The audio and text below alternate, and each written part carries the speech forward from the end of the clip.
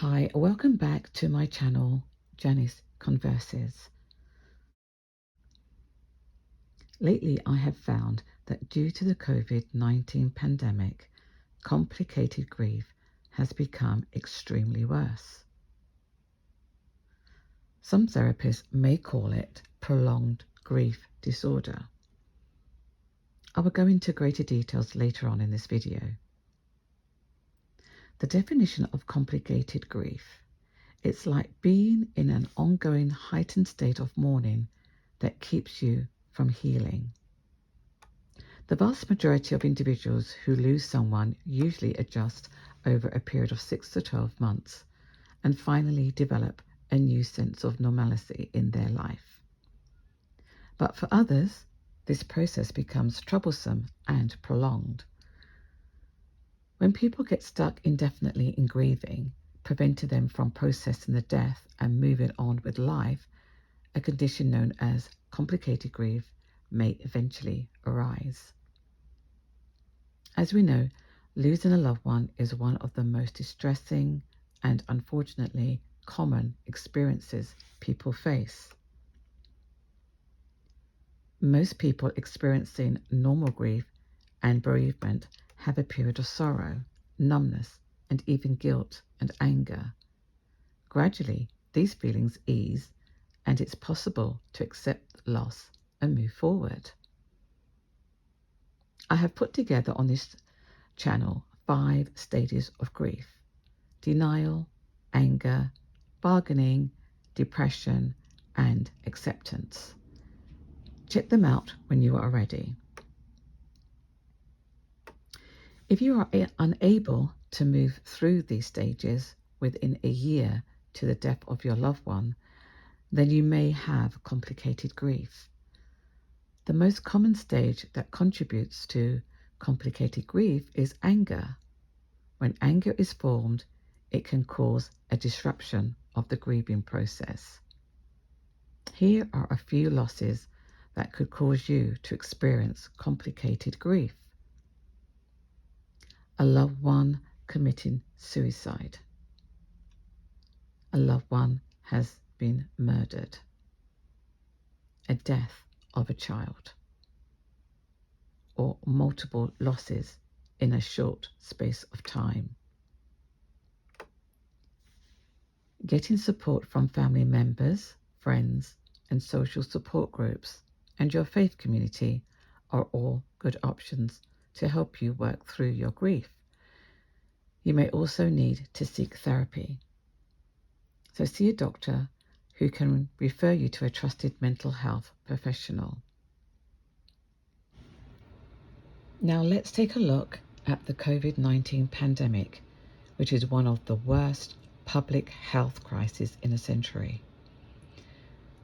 Sadly, a significant number of bereaved people will arguably develop complicated grief in the aftermath of this emergency.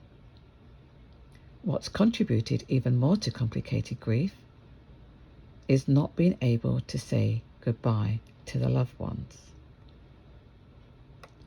They are not able to access the ICU when taken to the hospital.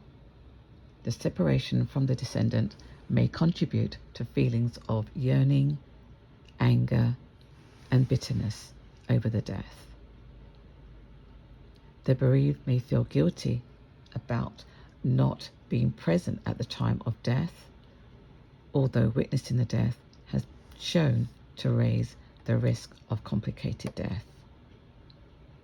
Also, the lack of contact with the loved one before or during death can add to the likelihood the bereaved will ruminate an alternative outcomes, preventing them from accepting the reality of the loss. The ongoing COVID-19 pandemic have caused public funerals to become illegal in many countries due to the national restrictions against gatherings and to cemeteries overloading. As we know, funeral and burial rituals are important for the effective adjustment of people grieving the loss of a loved one, who drew comfort from planning and participating in the funeral. These were shown to achieve better outcomes in later grief. The number of people with prolonged grief in the near future and beyond could be substantial. Here I would like to encourage you to keep a journal with these things in mind. When you are ready, they are here for you to work through and hopefully get some healing. Journaling.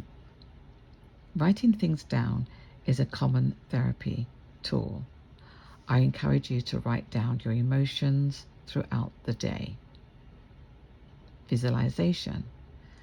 Visualize certain moments with your loved one who has passed. The moment you found out about their death.